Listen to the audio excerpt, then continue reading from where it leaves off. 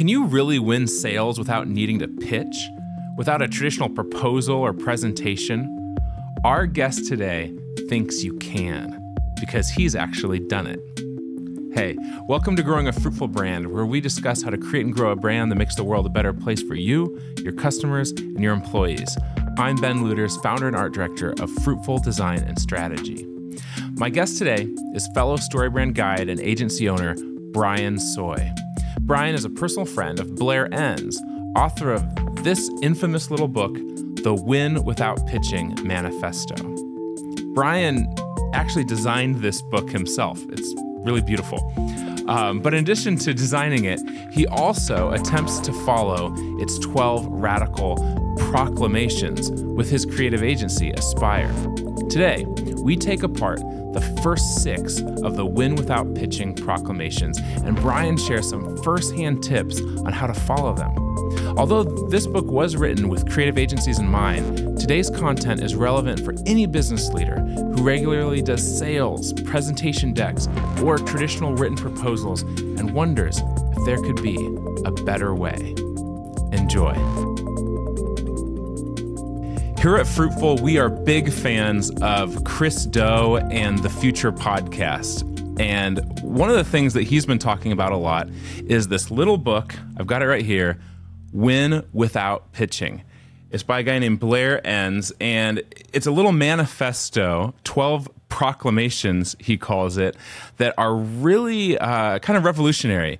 They're kind of, maybe more from a creative agency standpoint, but really there's a sales mindset that is that can really be applied to any industry, I think.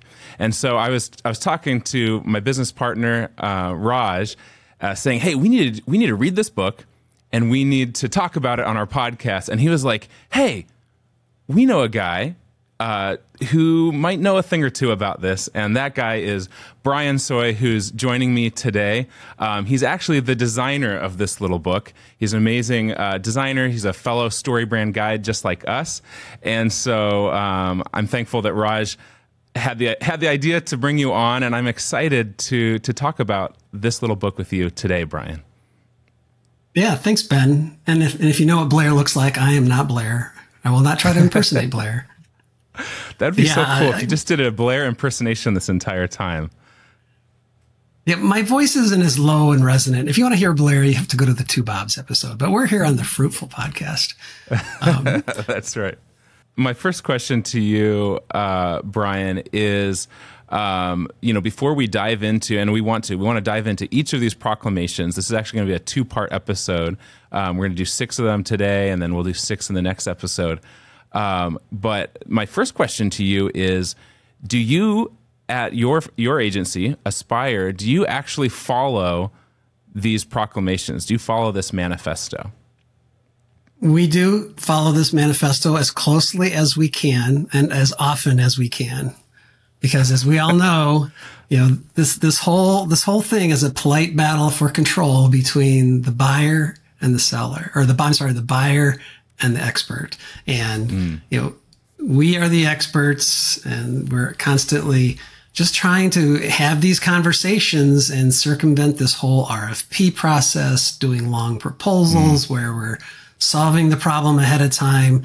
So since the book was published in 2010 and, having access to the content before and designing it, it really became ingrained to the point where I've got some posters on the wall that have a few of the key principles on them. And I think about them often because, I refer people to the book. I did yesterday on Business Made Simple community flight school call, because there were consultants there saying, how do we do this with RFPs? It's like, you need to read this book.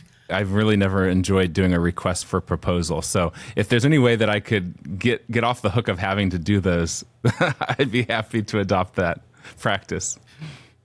Well, I think there's some language in the book. Yeah. Well, let's dive into it. But before we do, the big question in my mind is, does this really work? It sounds like such a lofty goal of, being able to win someone's sale, win someone's business without having to do, the whole pitch deck, the presentation, the proposal, going into that stuffy board meeting, will people really respect you and get your business? Does this work for you? It does work for us. And so I've made mistakes with it, but I've had some great wins using it as well. So just this week, I had a conversation booked with a prospect, and he was a warm lead. So he was interested. We had about an hour and 10-minute conversation. And during the conversation, it just came up, what would working with you look like? And I gave him our minimum level of engagement. I gave him the range of what it's like to work with us on a monthly basis, because the way Aspire works is primarily as a creative service partner or provider with companies who don't have a marketing team. And then he said, well, what could we do in a short term? I said, well, we could do this for this amount on a 2-week period, which would have been, still a significant amount of money. And since I'd primed him with a range, he said, well, what if it would look like 12 months at this figure? And I said, yeah, we could do that, because then we grow along with you. So he said, well, send me what I need to sign and review. And by the end of the day, he had signed it. I came in the next morning and I had your proposal was accepted. It was like, yeah, it does work. It does work. That's good. I didn't do it. I didn't pitch. I just listened. I didn't try to solve his problem. I just, showed empathy. We had a lot of common connections. So a lot of these conversations are about, are we a good fit? Not, are you the right client for us? Are we a good fit for each other? So by listening, I was able to literally name drop a couple of people that we both knew. And that cemented the connection right there. There was a little bit of doubt in the conversation. So as I heard those objections, I just listened to those and countered them a little bit with an offer to build in a 3-month cancellation clause, because that would still, and he was understanding. He said, it's going to take you some time. So I want this to be profitable for you.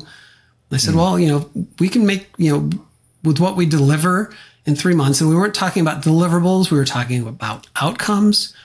So this is a big language shift and a mindset shift. So I was able to overcome that trust that we were talking about a little earlier, the doubt that he had, to where he was ready to sign that day. That's amazing. Well, you guys, you've heard it from Brian.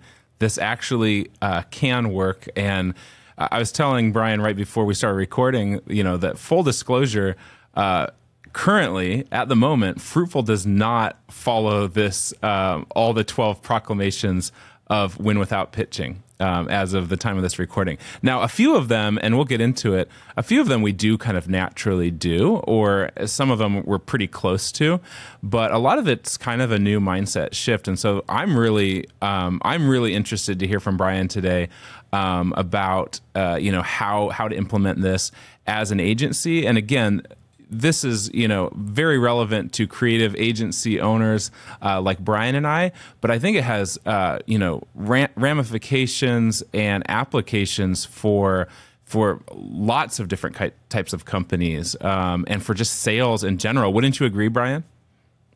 Absolutely. I refer this book to people who sell catering services, because they're going into institutions and trying to, they have to respond to RFPs. Financial consultants, insurance benefits advisors, just a wide number. Even some manufacturer's rep that was going in, because they all go in. They have to, in a sense, feel like they solve a problem first, but it's there's an element of let's diagnose it first, and ideally get paid for that diagnosis, and then present what they need versus oftentimes, they've outlined in an RFP or expect to hear what they want. So it's our job to frame the problem first before we come up with a solution for them. Yeah, well, let's just dive right into it, Brian. Like I said, we're gonna tackle the first 6 in this episode. We'll tackle the next 6 in the next episode. But let's just dive right into that. The first proclamation in the Win Without Pitching Manifesto by Blair Enns is we will specialize. And here on the Growing a Fruitful Brand podcast, we've talked about specialization, about differentiation. We even had an episode where Raj and I got on and confessed that we had actually gotten away from our niche, that we had started out, very specialized and niche in a specific area, and that we had kind of lost our way, and we're in the process of trying to kind of re-specialize. But Brian, I'd love for you to kind of unpack that first one. Why is specialization so important? Why is that the first of these 12 proclamations? Yeah, it's because specialization gives you, it narrows your focus. I think Blair points this out, and I've seen it. I see it with entrepreneurs, no matter what, founders all the time, is we're attracted by whatever shiny object there is. That sounds interesting, so I'd like to, I think I could solve that problem, because we're problem solvers at the core. However, when we're experts, we get to dive deep into an area, and we have to remember that expertise can be horizontal. So it can be a application specialization. Like for me, I am a brand architect. So brand architecture is just part of my DNA. Mm-hmm. And then there's the vertical, which is more sector based. And ideally you find a horizontal and a vertical, where you can align your, what you do with the world's greatest need, and look at just only focus on those kind of clients, because then you're not reinventing your process or your method of working every time. You have a predictable, reliable set of outcomes that you can deliver and help clients either, grow their business, generate more revenue, whatever the outcome they're looking for is. It's more profitable for you when you specialize. No, it makes a ton of sense. And, I think in that episode, Raj and I talked about this a bit, that, we have some friends who have really gone all in specific industries and specific areas. And I don't know if they also embrace the win without pitching mindset, but I imagine that some of them probably don't have to pitch very much, because their expertise and their work and their focus just speaks for itself. There's a firm here in town called Secret Penguin, and they like really own like the boutique restaurant space, like designing and strategizing, from the menus to even the decor in the room, working with great interior designers. And I'll tell you what, no one asks us to do restaurants here in town. It almost never happens. They probably just see their stuff. And I don't even know if there's really a request for a proposal. It's like, yeah, we want to work with you because you're the experts in this thing. And I feel like it was a lot like that when Raj and I first started. Our niche was really churches and Christian nonprofits. And we would just get so much work, and there's so much referral in that world, as I'm sure you know, Brian. Like when you're kind of in that kind of a niche and you're doing good work for people, it wasn't like we had to put together a big, proposal all the time and convince someone to work with us. They'd be like, dude, I saw what you did with so-and-so. I would love to work with you. And it just kind of felt so natural. And then as we've gotten away from that and broadened what we do, it gets a little harder. We're trying to feel like we always have to reintroduce ourselves and resell ourselves to new people and industries. And it can, at its worst, get to a point where we feel like we're having to kind of sell ourselves short, or spend so much time just trying to convince people that we're the experts, which doesn't feel like that's the way it should be. No. And there's, especially for agencies like ours, there's, different ways to try to resolve that. One, if you're focusing local, it may make more sense to generalize, because you don't have the broad business basis. Right. I'm located just south of Lake Erie. So we literally have half of a metropolitan area, because everything north is water. Yeah. You could specialize in water-based brands or something. Yeah. Well, we did for a while. We were working with a company that focused on the commercialization of Lake Erie and water technologies. Well, there you go. That's your specialty.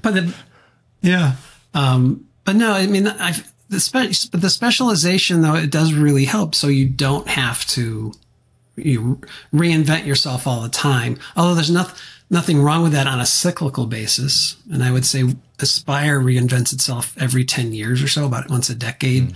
Just as our expertise grows, we take and apply that expertise to different sectors. So, for instance, we'll work with Christian community foundations and private K through 12 Christian schools, and we've got models that work for those. We do a lot of work with business authors and actually creative sector authors, and then being able to step into a business and say, we're going to work alongside you as the owner or the executive leader, and we know what you're facing, and we know where you've got staffing challenges, you've got revenue challenges, and not that we have the answer for all of those, but let's start working toward your top priorities. So we know how to approach it. So that specialization can also be a solution or an approach. Oh, sure. Yeah. Methodology or like a patented process or something like that. Right. So similar to, I'm sorry, I'm speaking too fast there. Similar to StoryBrand. That's an approach that we know works and then can transfer to other areas of the business. Oh, absolutely. I mean, and we do work with folks all over the country, but our base is local here in Omaha, and it was fun when we became a StoryBrand certified agency. We suddenly became the StoryBrand certified agency in our region, and we got a lot of work from people who just, I've been interested in StoryBrand. So in a sense, that is a specialization, and people started coming for that specific process. And so, there's a way in which that is a specialization in and of itself.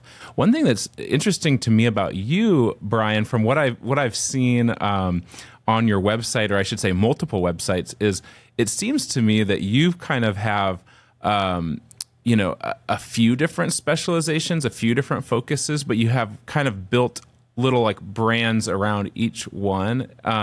Is that true? So like, can you have multiple things you specialize in, but kind of tailor the language to that specialty? Oh, I believe so.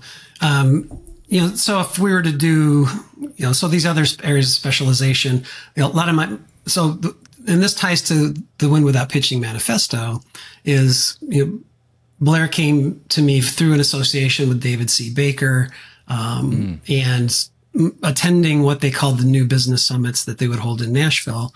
And he said, I hear you design type for Bibles. I'd like you to talk to you about designing the Win Without Pitching Manifesto, because I want it to be the Bible for the creative industry. It kind of looks like that. I mean, I don't know if you guys can really see this very well, but it's really, really beautiful. You have this beautifully hand-lettered monogram here, the WWP. And it had, I'm a Bible nerd and into premium Bibles and stuff, and it definitely has that kind of a religious quality to it in a good way. Oh, that's awesome. Yeah, religious quality to it. So we wanted it to be a book that people, would hold and value, just one for the design, and depending on the edition you have, the paper does have some, it's not opaque, so you can see through it. Mm-hmm. I think the only thing it's missing in it is that sense of old musty smell that you would get when you find this secret treasure book that was hidden. It'll get that over time. I can't wait. Yeah. So as to the specialization, so I have a type design foundry called Altered Ego Fonts, where just my retail fonts are, but then and then I do some side writing on a website called Entre Worship, which is about the intersection between work and faith for entrepreneurs. And they're interests. But Altered Ego is a business. It's a sole proprietorship that I run. And it's just because, again, shiny object syndrome. It's like, I can do this. Why not start another business? It's more difficult to maintain. I think it's just a lot more work to maintain multiple brands, because then and product lines, because then you're splitting yourself, you're dividing your time.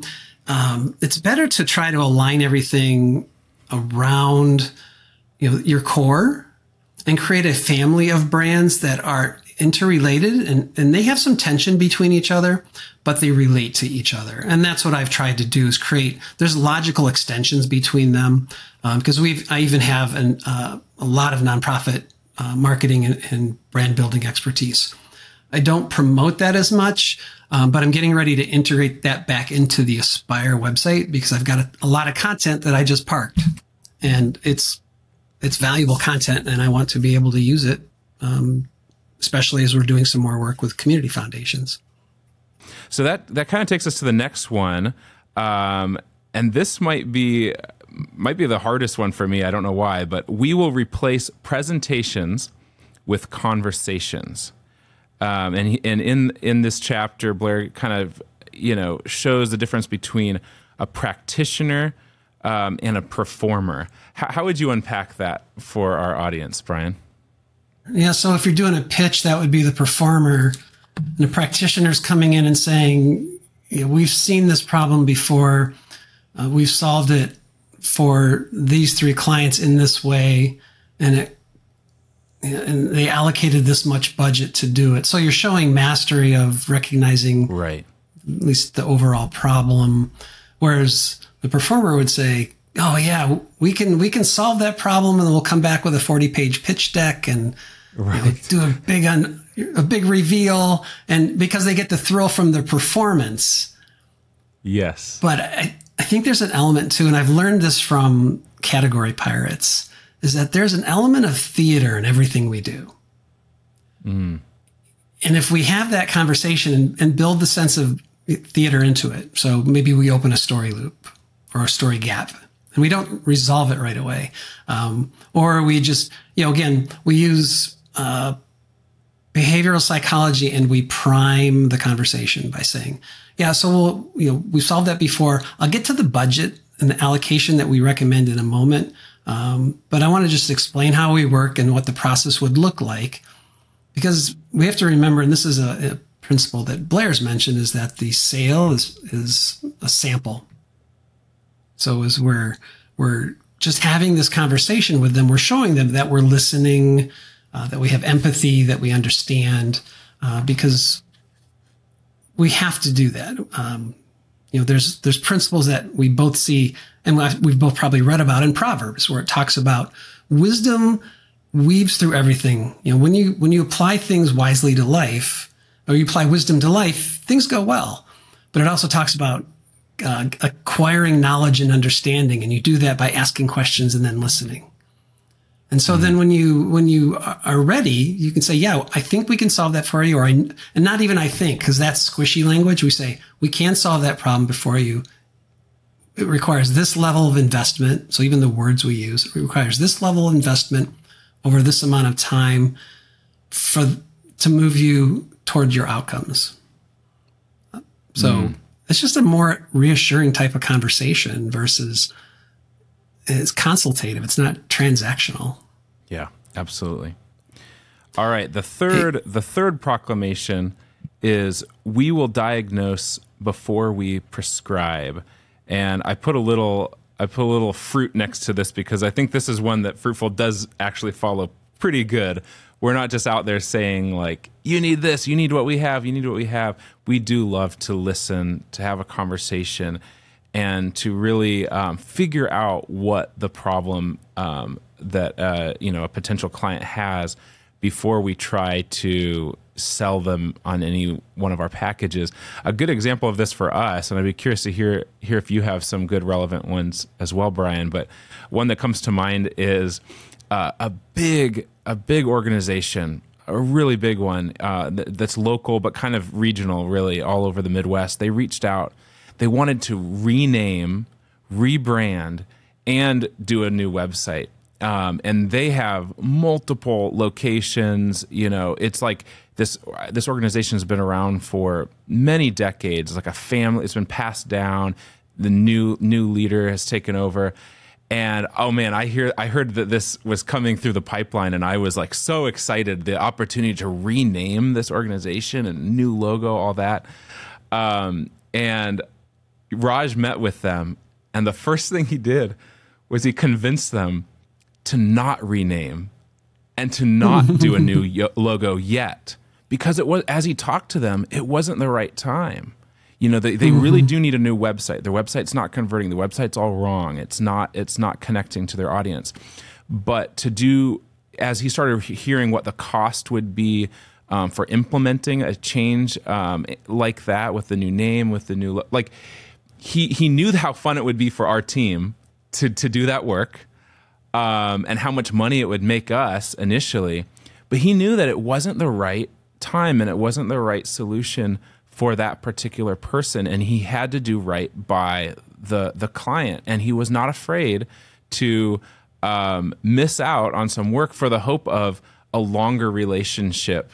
And I think that was a really good example of this proclamation, kind of living that out. So, Brian, I'm curious if you have any other stories or any other thoughts on this proclamation. It's so easy to want to solve the problem in the moment and say, oh yeah, if you just did this, this, and this, and then like, great, thanks, see ya, we don't need you anymore. But by offering like Raj did, the advice not to do that yet for that longer term, that shows that client that it's really about them, not about your short-term gain, but about their long-term success.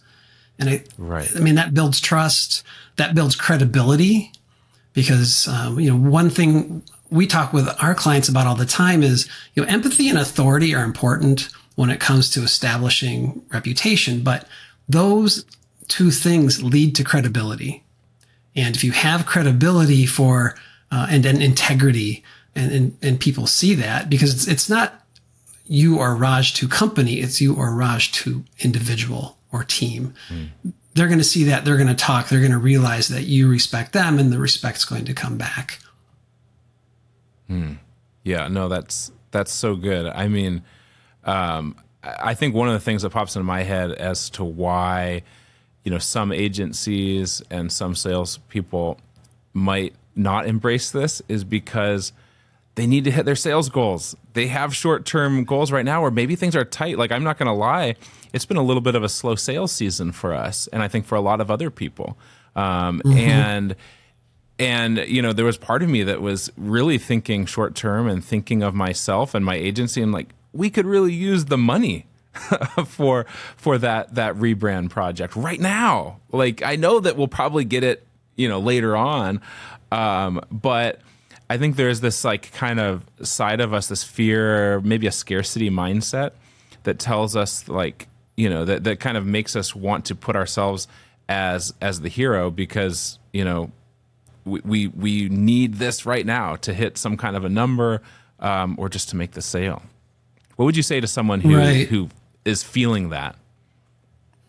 Well, the scarcity mindset's important. I mean, America in general, I think any of our economies, regional economies, there's still plenty of opportunity out there. And I think it's in both parties' best interest to say, hey, to me, it's not sounding like this is the right time to do this for you, but you could try to flip that into a different type of engagement. What if we do a paid audit and lay out a plan to move forward, while at the same time help you create specs, again, a paid specification for a website? Because we really think right now, if that's underperforming, this can drive revenue for you. That's going to help fund this bigger transition. I just think it's a way of reframing the problem. Absolutely. Yeah, well, that's a really good point. And that's kind of what Raj did, was, really focus on the thing that was so clear that they needed right now.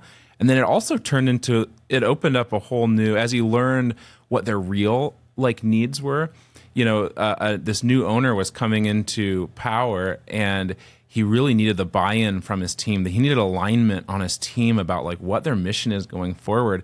And it really turned into this thing where he's actually really interested in engaging with us to do a StoryBrand workshop with their whole team to just get them aligned in the right direction.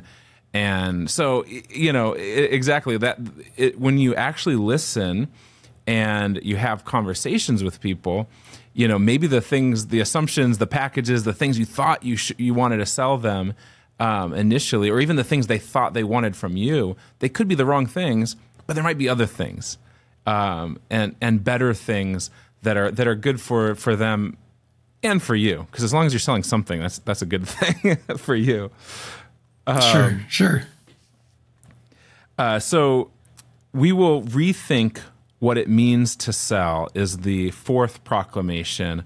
What does Blair mean by that? Or what does that mean to you, Brian? Again, he's leaning into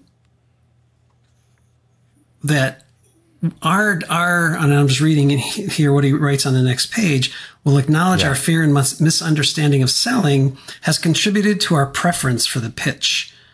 We will embrace sales as a basic business function that cannot be avoided, and so we will learn to do it properly as respectful facilitators. So this is really about mindset shift.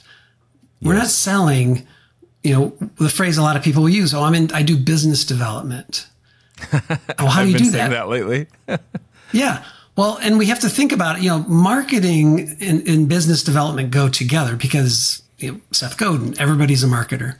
We're building relationships, and all of this has to flow out of the relationship we build so that people trust us. When they give us money to do something for them, it's not to actually, it's to solve the problem. It's to move toward an outcome, but it's validation that they trust us. It's proof of the exchange. That money is just proof that trust has been exchanged. So we need to move this toward, I'm here to help you. I'm not here to sell to you. I'm here to help you. How can I help? And leave it at that. Just, we're all prone to talk. How can I help? And just silence. That's it. How can I help? And then just let them sit there like, what do you mean? It's like, I'm just here to help. What are your biggest problems right now? What are your top priorities? If you, and maybe you have one question, if you could do one thing right now that would double your revenue in 12 months, what would it be? I like a question like that because it really engages the imagination of the person you're talking to.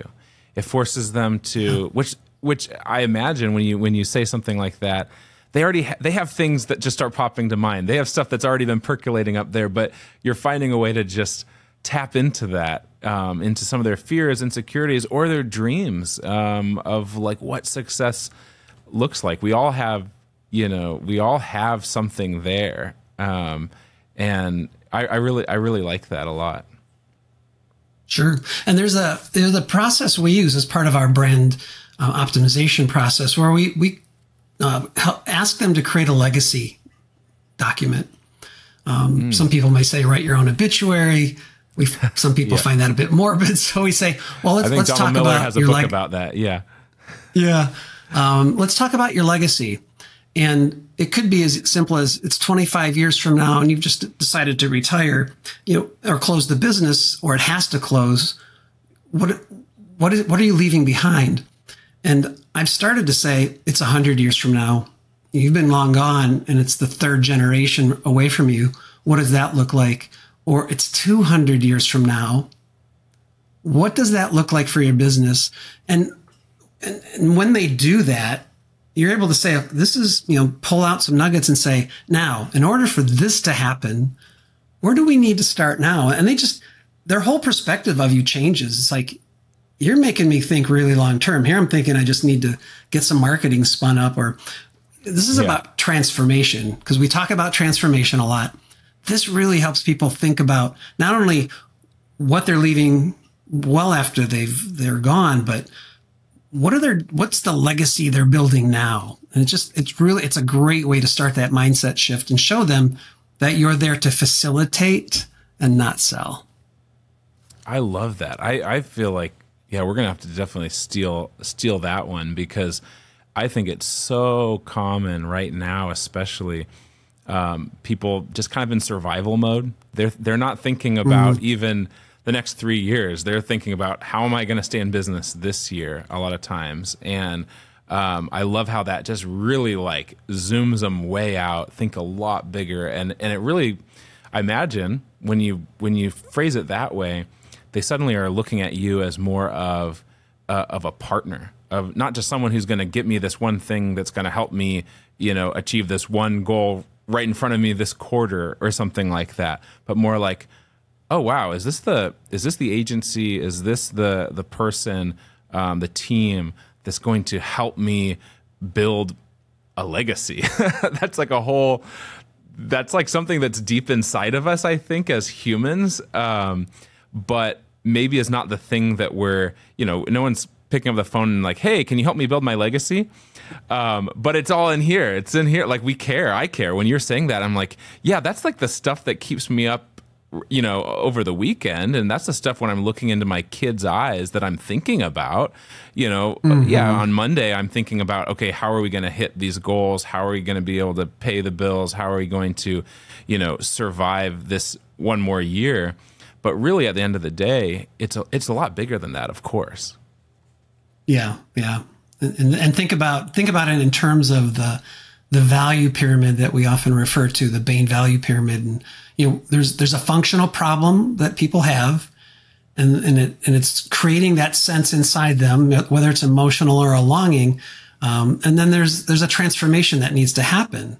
And the more in your business development or facilitation that you can move up that pyramid, the more they're going to see that you are there to help and that you're tapping into something that's a deep longing and need for them, whether it's just simply to protect their job or to really help their company grow and get to the next level from where they want to be, or simply even just from a campaign perspective. We have one campaign, we've got one goal, but let's just think more than just short term for this. All right. Proclamation number 5. We will do with words what we used to do with paper. I was reading this little chapter, and I this one might be the one that like really stood out to me the most, because it's saying, don't spend all this time making these lofty written proposals and these presentation decks trying to explain all the things you're going to do and try to impress people with language before you've made the sale, but instead do that with actual just conversation, and resting on your expertise. And this was the one I think, when I thought of you, Brian, is like, does that really work? Because, we do this. Like, we actually have a whole bunch of proposals we need to get working on this week, we think, unless you convince me otherwise. And even I think this might be the one, and it'd be good for you to maybe speak to this, Donald Miller and Business Made Simple, they have a whole section to what they do called Proposals Made Simple. And we kind of try to follow that model where we do these these written proposals that follow kind of the StoryBrand framework a bit. So they are better than I think a lot of proposals, but we're still spending a lot of time filling out these templates for people as a way to get their business. And so I don't know, do you have any initial thoughts to that one? Like, how does this kind of negate that proposals made simple kind of mindset, or do you guys embrace some kind of proposal making over at Aspire? Yeah, we can't avoid doing a proposal sometimes. And so this, again, this is an ideal. It's never 100% true. Well, I can't say that. I'm sure there are businesses out there that don't. So occasionally when we do a proposal, we call it an agreement. So again, we shift the language to what we want to use. It's an important shift, though. Mm-hmm. Yeah, we say it's an agreement, and it's not to tell you what it's costs. It's about what your investment needs to be or what your budget allocation should be in order to achieve this outcome. We don't talk about deliverables. We talk about outcomes. So I've been really intentional on using that language for a number of years, and it really does pay off. I use a tool called Nusii, Nusii, I think it's .com. And so I have pre-built sections. And so, and then I know what my base fees are and everything. So I can drag in here's the StoryBrand framework. I can drag in, here's our brand strategy model. And then I preface that with, they usually send me an email, or I've captured thoughts from what their objectives are using Fathom on a Zoom call. So I just grabbed that content and I said, this is what you told me prior to, and here's how we'll move toward those outcomes. And so it'll maybe take me 30 minutes to just pull all that together. Although I do hesitate like for a half hour before I hit send on it. You always got to lose a half hour there. Yeah. But, so this week I had a conversation with somebody and he asked, we talked, I primed him a little bit. I said, we have a minimum level of engagement. If we're going to work together, it's this much per month or up to this much per month, depending on, how the level of engagement we have.